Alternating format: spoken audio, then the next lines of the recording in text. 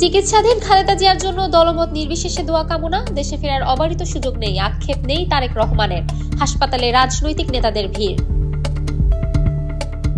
মকে অংশ নেয়াদের বেশিরভাগই পড়েননি গণভোটের প্রশ্ন। সময় কেন্দ্র জনবলের মত বিষয়ে সিদ্ধান্ত নিতে কাজে লাগবে প্রতীকী নির্বাচন, বললেন সিসি। লুটপাটকারীদের প্রতিষ্ঠান বন্ধ করলেই সমাধান হবে না, অর্থনৈতিক সম্মেলনে মির্জা ফখরুল। পরিবর্তনের জন্য রাজনৈতিক সদিচ্ছা জরুরি, বললেন জামায়াতে আমির। বাংলাদেশ ব্যাংকে এতদিন রাজনীতিকরণ হয়েছে, অভিযোগ গভর্নরের। পরবর্তী সরকারকে সতর্ক পদক্ষেপ নেয়ার আহ্বান। বিশেষজ্ঞদের পরামর্শে হবে ঢাবির ঝুঁকিপূর্ণ ভবনের সংস্কার, ঢামেকে নতুন ভবনের দাবি।